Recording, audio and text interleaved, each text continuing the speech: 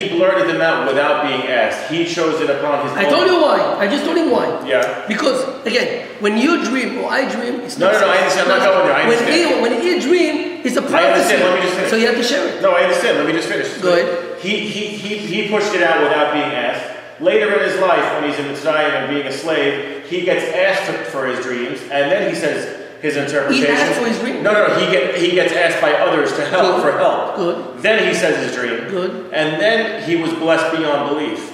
But when he spoke about his dream without being asked, he got punished beyond belief. Is there any correlation there?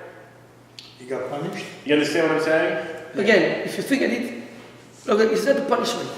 Is that the punishment? Not punishment, but bad, the negative tidal wave came. For us, it's negative. But if you look at the whole picture, right, it was a positive thing. Through this, he became king of Egypt. Right. If you look at the whole picture, by Hashem, there's nothing negative. It's all positive. When it comes to you, you don't look, you don't see it. But at the end of the day, imagine he wouldn't dream. Imagine he wouldn't be sold. He will never be king of Egypt. So at the end of the day, all these dreams that he had, they were positive things. Through them, he became the king of Egypt and he was able to provide support for his family. Yeah, but I could argue with that. If Hashem wanted him to be king of Egypt, he could have been king of Egypt a much easier way. Right, but Hashem It didn't have to be through pits and serpents and 10 years of again, but was not the punishment.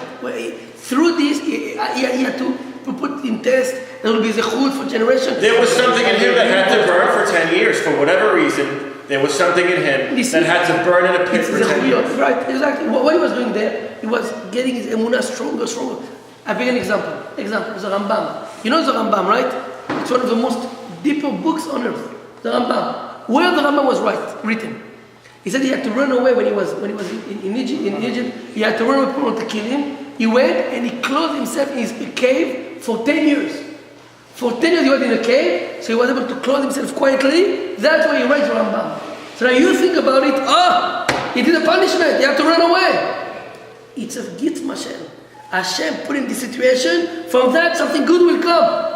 We can't. No, so he also, Yosef Atzadik, when he went to jail for whatever it is, over there he was working on his emunah. We don't know what he was doing. He was learning Torah. We don't know what he wasn't wasting time. He was learning Torah, working on his emunah. Listen, Hashem also wanted to write an interesting story, but for us to have it. No. What? Again. Oh my God. What? I'm dead serious. What? What's your name? Danny. Danny. Again. Chumash is not a storybook. It's not a storybook. What you could say, Hashem wanted to teach us a lesson. Right, that's what I'm saying. But now Hashem wanted to write a nice story. He wanted to write a guideline. Exactly. He wanted to write through beautiful stories. Good. You could say and he used the patriarchs as actors. That's his beautiful way of doing it. However you want to look at it. That's the way we say it. What? That's not the way we say it. What? That's not the way to say it. You're okay. Okay, I don't need to trivialize I it. understand. But if everything was so beautiful, Yosef came to be. Yosef got married, and he got picked because he was so beautiful to be vice. It would be very boring. Not very boring. It would be very uninspiring. Not very boring. Uninspiring. Another point. Not very boring. Yosef Atzadik will never be Yosef Atzadik. He will never be Yosef. He became Yosef Atzadik because he was putting in test. The lesson you have to learn from here, that test in your life are like, we spoke about a couple of weeks ago.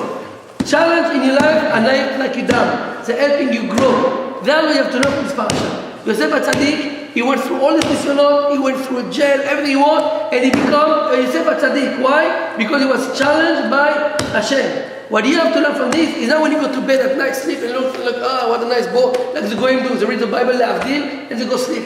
That's not the Bible. It's not. Like they said, you go to every motel, what do you find? You have a Bible, it's a storybook. Yeah, what's it called again? To put you to sleep. Shalom. It's not. There's a name for it, right? It's not a storybook. It's not a storybook.